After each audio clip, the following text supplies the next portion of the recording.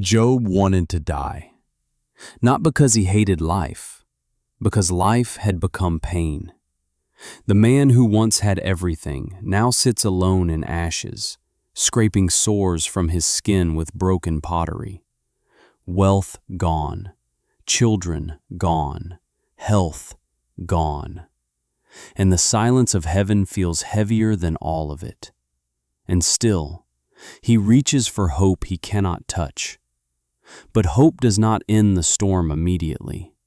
The arguments continue, the pressure builds, and soon, someone new is about to speak. Not from age, not from authority, but with a fire none of them expect. And after that, the silence of heaven itself will finally break. But what was about to happen next would wound him deeper than sickness ever could. Because suffering is one thing, being told you deserve it is another. Far above what Job can see, the challenge still lingers. He has lost his wealth. He has buried his children. His body is covered in agony, and still, he has not cursed God. But endurance does not feel noble from the inside. It feels like exhaustion. Days blur together.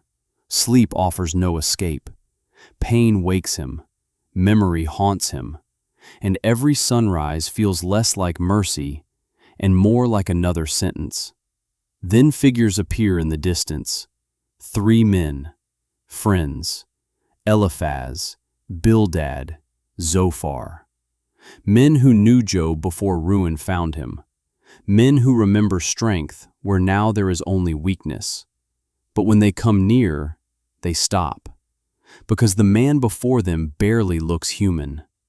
They tear their robes, throw dust into the air, weep openly, then sit beside him on the ground. 7 days, 7 nights. No speeches, no advice, no hollow comfort, only silence. And for a moment, their silence is the kindest thing anyone has given him. But silence cannot survive forever.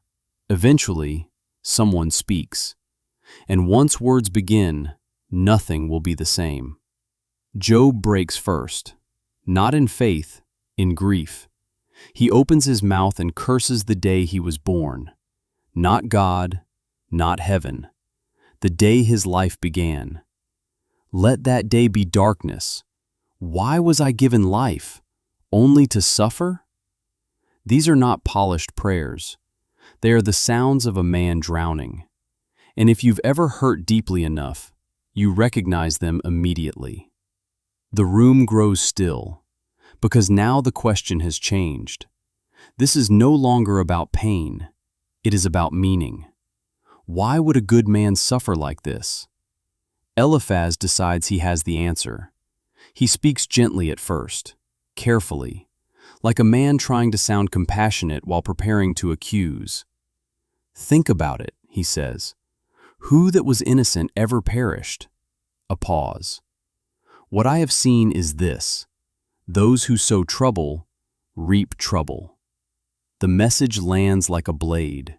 You are suffering. Therefore, you must have earned it. Job listens, already wounded, now pierced in a different place, because this is how false comfort works. It arrives dressed as wisdom. Bildad follows, less gentle, more certain. If your children sinned, he says, then they received what was due. Even the dead are not spared. Even tragedy is turned into accusation. And suddenly Job is not only mourning them, he is defending their memory. Zophar is harsher still, impatient, sharp. If only God would speak, he says, he would tell you your guilt deserves even more. Imagine hearing that in the ashes. Imagine losing everything and being told you got off easy. But this is what happens when people love tidy answers more than truth. If suffering must always be deserved, then compassion becomes unnecessary. Job tries to answer, again and again. He does not claim perfection. He does not pretend to understand. But he knows this much: he has not done what they say. And yet no defense satisfies people who need you to be guilty.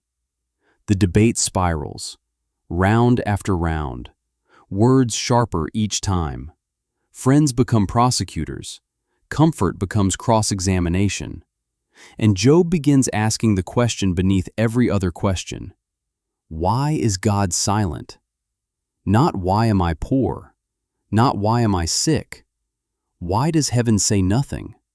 That question echoes louder than every speech. Because pain with explanation can be endured. Pain with silence is harder. Still, something remains alive inside him. A spark buried under grief. Hope. Small, bruised, but breathing. I know my Redeemer lives, Job says. One of the boldest words ever spoken from a pile of ashes. He cannot explain his suffering, cannot see the end, cannot feel relief,